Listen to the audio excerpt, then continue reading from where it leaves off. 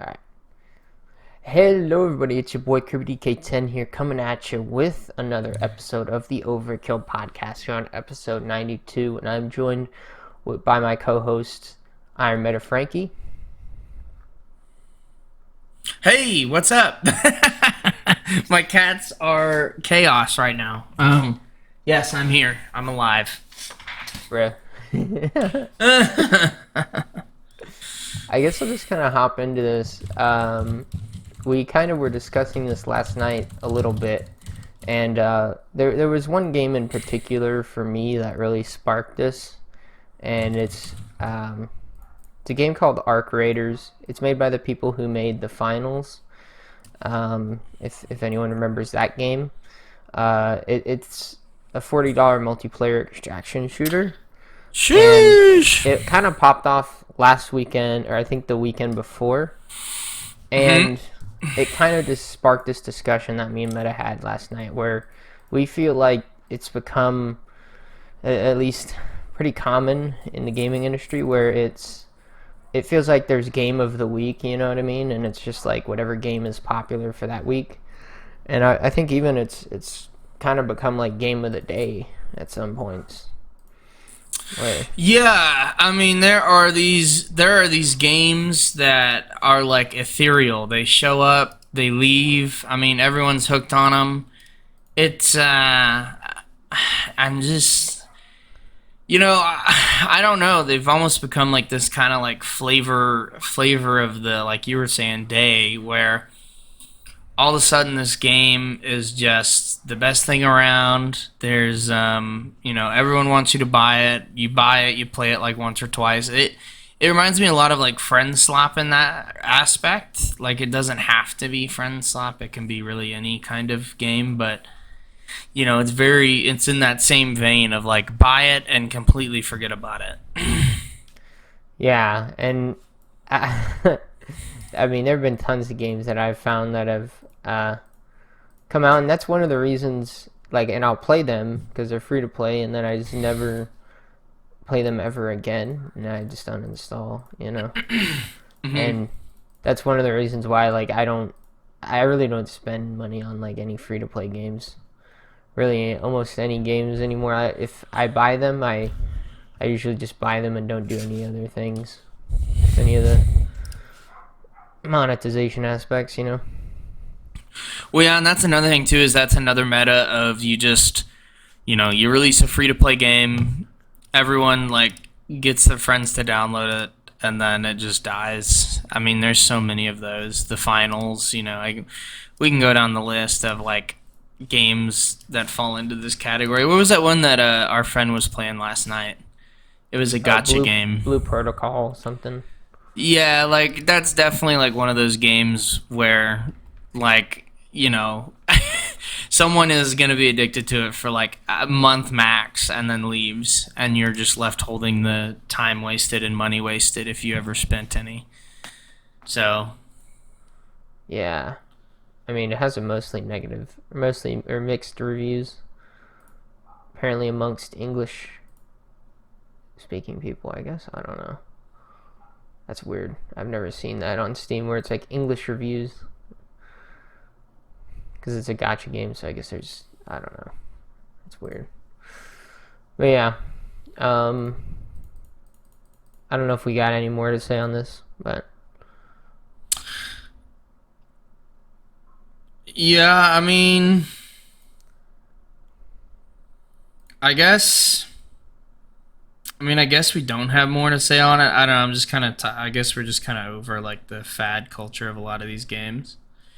It's kind of at a point where like you just. I hear someone like, yeah, download and play this game. I'm like, yeah, how about no? How about never? Because I just know we're never gonna play it again. Well, yeah, and I think one thing that really hurts too is that like games now, they require so much more space in terms of just gigabytes, and then they require so much more like graphical power. To me, it's like I don't want to like waste the space on my computer to play a game for like 15 minutes and then never play it again, Right. So that's one reason why if someone says, "Oh, you got to play this game," I'm like, I'll check out the trailers. If I like what I see, I may try it. But it's most of the time I'm just like, I've seen this before, you know. Well, and I think part of this comes from services like Game Pass as well. I mean, I think that's really a big part of this culture is, I mean, I know a lot of our friends are canceling Game Pass once they raise the price. I'm sure a couple of them are going to keep it, but like I think everyone owning these services where you can basically, download and play whatever, and then just uninstall it whenever you're tired of it, I think really encourages that type of behavior and just like social, norm. Yeah.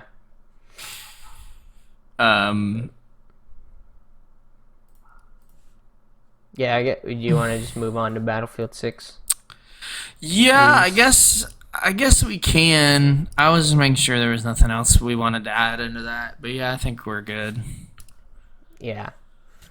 So, I'm actually really surprised about this. They have already Battlefield 6 already announced the Season 1 trailer, or I guess the Season 1 event to come into Battlefield 6. And I'm just surprised at how quick it came out, because the game came out on the 10th, and on the 28th, which is in 2 days, there'll be the Season 1 will come out, which I was not expecting it to be that fast. But they have changed a lot of the requirements for getting some of the things. I felt like a lot of the time whenever I was like completing challenges, some of them weren't tracking properly, and I think they've fixed a couple of those with like a small update, because one of my challenges was working last night again. But for the Assault 1, they're moving it from 30 to 3 kills with the adrenaline injector. You have to basically inject yourself with the adrenaline injector and then get kills. So that one, I was like, I only had like, I think 2 or 3, and I was like, bro, there's no way I'm getting 30 kills with this thing. Nice. Repair vehicles in a match, it went from 6,000 to 100 for the Engineer Expert 3 challenge, which I don't know. I mean, I feel like you do get a lot of opportunities to repair vehicles, so I don't know about that one. And it's also like the last challenge, I think, so I feel like that should be a pretty hard one. This one was crazy because I feel like the game is so small.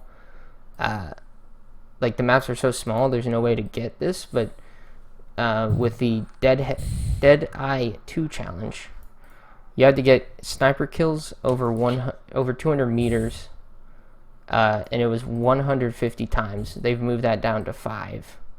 That one's huge, because I know there was a lot of people who were just making servers to get all the headshots from that far away, just so you could complete that dumb challenge. But yeah. Other than that, though, they've just had a bunch of bouncing changes. So apparently, after you sprinted, the dispersion and accuracy would be off for quite a bit, and it would take a long time to get the weapons back into, I guess, like where they're fully accurate or whatever. But that apparently is changed to where they're immediately accurate after sprinting, which I don't know why it wasn't like that before, but. Yeah, I mean, I assume it's probably someone thought it would be epic, realistic. I don't know. They're making movement smoother. They are reducing the bounce glitch, which I don't know if Meta's seen this, but basically I have not. If you slide into different areas, or if you jump off of a building or something, and you hit the ground in just the right way, you'll bounce into the air. So hopefully that's fixed. Also, I've had this weird thing where if I die in a weird spot, it'll make me jump up, bounce super high, and then as I land, I die from the fall damage. And I'm like, bro, so I can't even get revived. And I'm like, all right, cool. They're also just gonna change the weapons. I felt like I believe they're making the ARs more viable at range because a lot of the SMGs actually are more accurate at range than the ARs, and so you can actually beam people with SMGs, and then ARs they suck. So I think they're gonna fix that, and they're also just doing some vehicle balancing stuff. So yeah, dude, Sick. pretty sick update. The two maps, they're Okay. both. I think one thing that sucks is both the maps are set in California. One's set on like a golf course. It's like a lush LA golf course kind of setting. And then the other one is set in like a desert with a bunch of oil rigs. And I feel like there's no big like kind of set piece on that one. It's just a bunch of oil rigs in a random field, and it's kind of, I don't know. Okay. Man, that sounds a lot like the 2042 map making, but okay. I mean, it does seem, from what I have seen of the game, it does seem like the maps are of a great, have been obviously improved a lot. It seems like they are listening to the community relatively now, as far as like making these changes to how the weapons and stuff work. I mean, the game looks really good. I just, Yeah. it'd be nice to play it sometime. I believe there's going to be one shotgun at launch, and I believe a AR as well. And it's the weird thing too is the season's going to come out in like 3 phases. And so basically I believe the first phase it's only going to be the lush green map, and then the second phase will have like the deserty oil rig map. Okay. But yeah, man. Damn. Oh yeah, okay, yeah. So the first part of the season is just gonna have a carbine and basically it looks like a Glock 17 sidearm and a sniper rifle. And then new strike point mode, I don't know. Pretty standard stuff I feel like for the seasonal model. I'm surprised at how much they have though. Because I remember for 2042, every season had like barely anything. No, yeah, they had they had not. Yeah. Yeah, I mean, I don't know. I'm a little shocked. I mean, they're getting so much content before, fucking Call of Duty's even a thing. So. Yeah. And also, I guess they're fixing the game already, which is a good sign. I feel like the game came out in like a pretty decent state for a Battlefield game, so.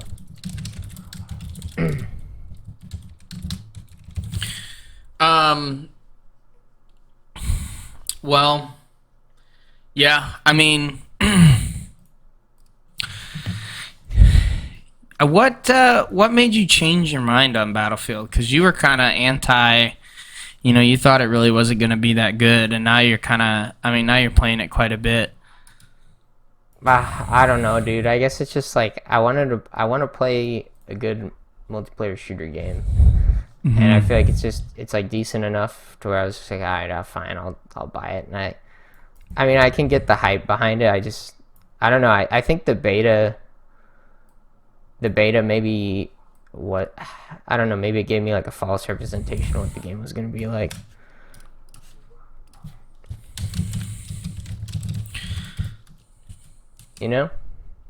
Yeah. Yeah. I mean, okay, fair. It just ended up being. I mean, the beta was kind of limited too in, I don't know, in like the map selection. Well, yeah, that too. Yeah. Well, let's see.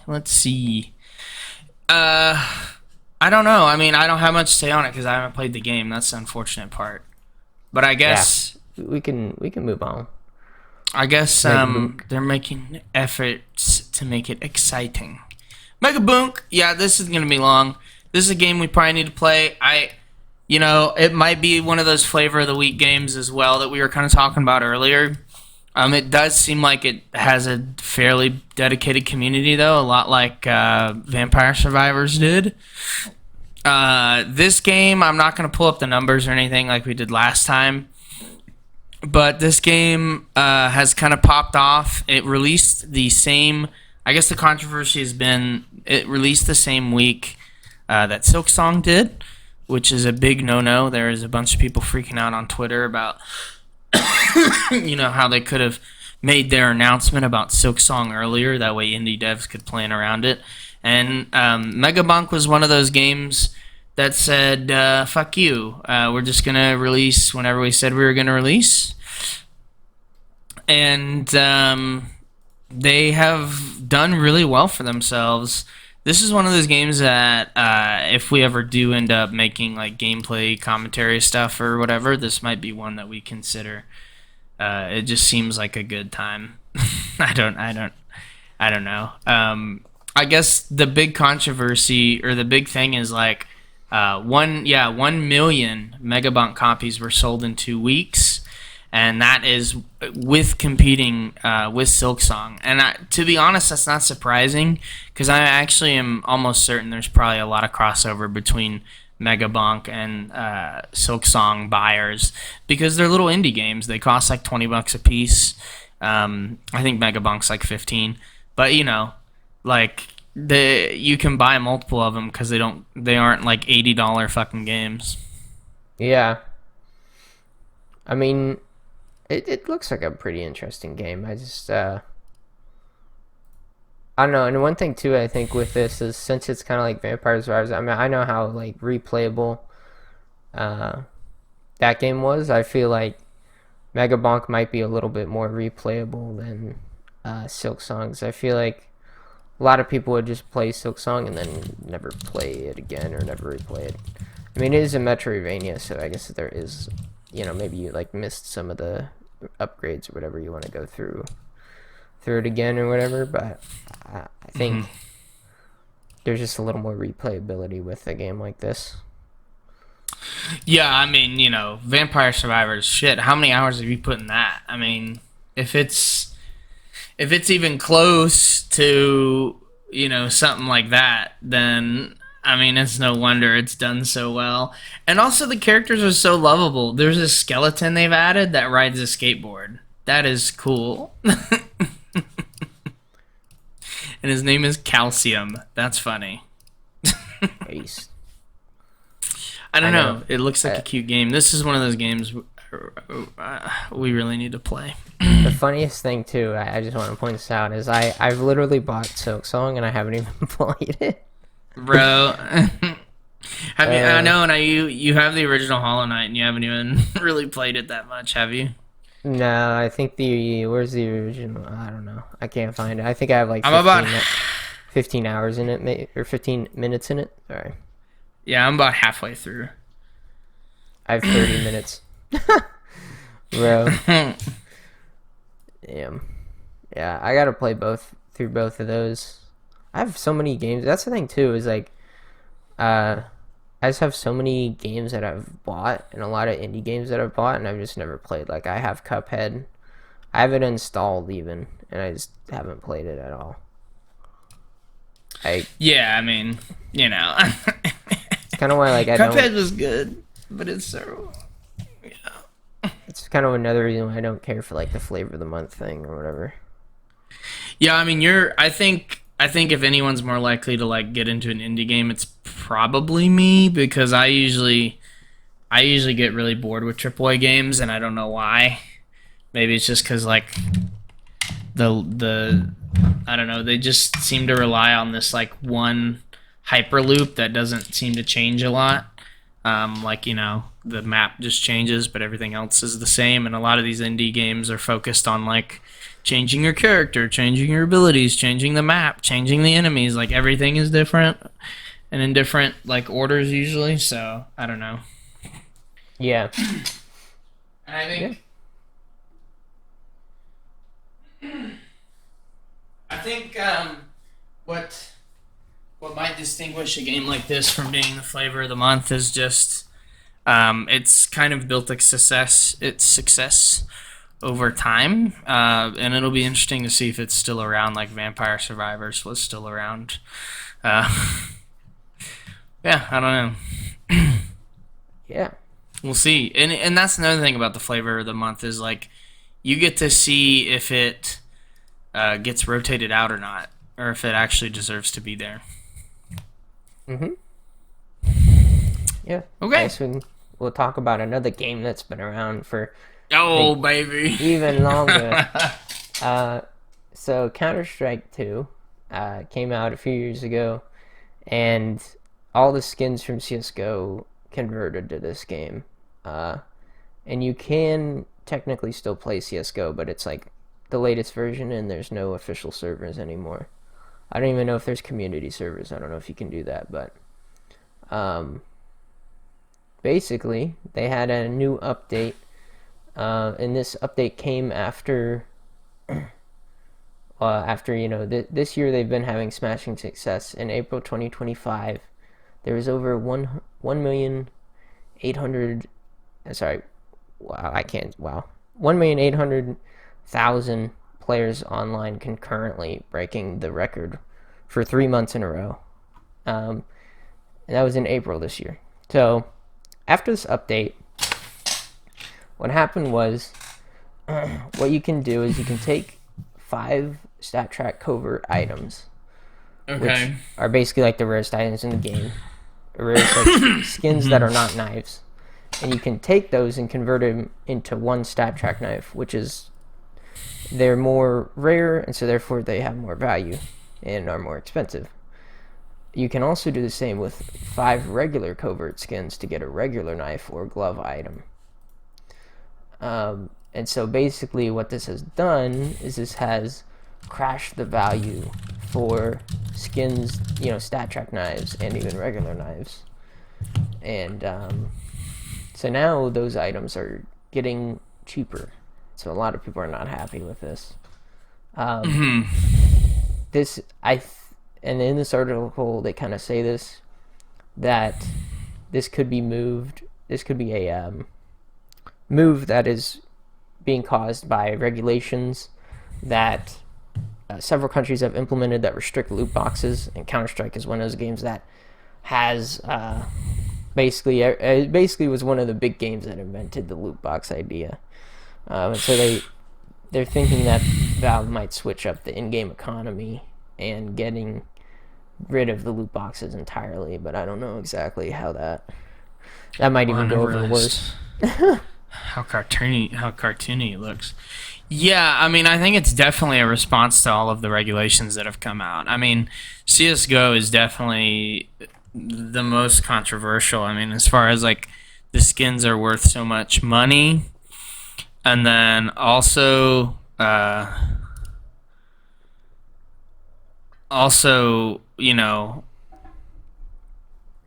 it was like the center of a lot of that controversy. But yeah, it says here like the gloves lost 70%. You're right, that's crazy. Some of the knives, yeah. Well, isn't that funny? Last night we were just talking about like getting back into CS:GO and like getting the nice knives and stuff. Well, yeah, and the thing is like the way that I see it, and the way that a lot of other people see it, is Counter Strike. Whenever you get into it, um, number one, you want to have something that looks cool and is unique to your, um, to your inventory or whatever. And so, every skin has like a different pattern. Basically, the float, the float kind of acts like a random seed in that way, where it will basically add different scratches to different areas of the skin to make it unique. Um, and so there's like billions of possibilities with the skins. Um, and so I think a lot of people get attached to them, and they really like them for that aspect. But it's also a thing of whenever you buy a skin, a lot of people view it as like an investment, right? Where you're investing your money, and then at some point in the future you're going to cash out. And a lot of people did that with like the original CS:GO, and they cashed out whenever CS2 came out because they no longer played the game, and all of the skins were like up in value. And so if your item randomly out of nowhere just loses 70% of its value, yeah, that's definitely gonna make a lot of people angry, because they see it as like an investment, right? Hmm. I mean, I think it's kind of dumb to view an in-game item like that, but I agree. I mean, I think even as a kid, I saw it that way. Like whenever we bought those knives, or I guess when I bought those knives and I gave you one, and then we like Yeah, held on to them and then resold them. I think I bought it for like 70 and resold it for like 140 or something. You know, it's as a kid, I mean, I guess that's a pretty epic investment, but at the same time, you're investing it into Steam anyways, so you just buy more games with it. Um, well, yeah. I mean, yeah, I know. you could use third-party websites, but And I think, I mean, yeah, but I think too. I think there's also this thing where Valve has probably really waited to do this because they do make like a decent amount of money. Because if you think about it, the money all stays in their ecosystem of like, oh, I want to buy a $500 or $300 knife or whatever. You put in the money, it still goes to Steam. You can trade it up and trade it down, but like they've always gotten that return on investment as far as like what a lot of Counter-Strike people do is they sell the skins and then they just buy more skins or they just hang on to it forever. And whenever they quit the game, they never even bother to put them up on the marketplace like we were talking about last night. Um, you know. yeah. I guess we can I don't move know. on to I guess so. I The likes of CS:GO and CS2. I don't even know. I guess there are some people that probably download. I don't even know if you can still download CS:GO, can you? you can, but it's only the latest version, and I don't think there's any there's no like servers. I think you can only play against bots, Oh, oof. from what I understand. But This is tough. So the there is this game called Ball X Pit that has been blowing up, and it's also kind of in the indie game genre of these games that kind of come out and they slowly build up steam. It's a lot like an old school shooter kind of top down, like you could think of Galaga or um, what is the one with the little aliens called? Uh, yeah, basically like one of those, but different characters. You can pick different abilities, and there's a Switch release coming out, and yeah, it's kind of cool to see these older like arcade style games doing so well again. yeah, I don't think I've ever seen this one, but it. So this is I know Asmund played it recently, but I didn't watch the video. I just saw the thumbnail. And it has like these really cool bosses. Like there's this snake boss that's like in a pyramid, and he's like made out of stone or whatever. It's really cool. Yeah. So this game just came out recently, or is it like an old game that got re-released, or what? Well, it came out October 15th, but people have been hyping it up before then because there was I guess, demo, an alpha. Ah, I see. Yeah, I mean, it looks like a pretty cool indie game. I don't know if I've There's ever played also anything like this though. there's also a city builder aspect where you build out a little city for different abilities and stuff. Yeah. Well, I mean, you probably have. It's very similar to like space. What is that? Like Space Aliens or whatever. Yeah. Or like Galaga. You're running on the floor, but it's like the same idea of like where the enemies slowly move towards you as you shoot them. Yeah. Except it adds like a roguelike elements kind of deal. Yeah. Very Galaga-esque. So It's pretty cool. looks cool. It looks really cute. I like it. Yeah, it's another one of those little cute games. Also, skeletons in this one as well. Cute little skeleton. Yeah. Skitty booms. Also, I don't know. I don't know if we want to talk about this, but kind of this random tangent. I'm so glad it's almost Halloween because I hate the Halloween season. I hate Halloween in general. Yes. It's true. Sucks. No one likes it. The worst holiday. I didn't call it that. That's what everyone says.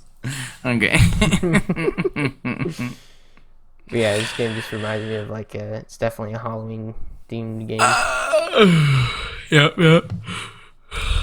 Because it was vibes. But yeah, guess that's it for the pod. Well, gamers, that's it. A hot 30 minutes. All right. A little short one, man. Mm-hmm. Hope you guys Gamers, enjoyed it. It's been your boy. see you next time. 10. Peace. And your boy Meta. Bye.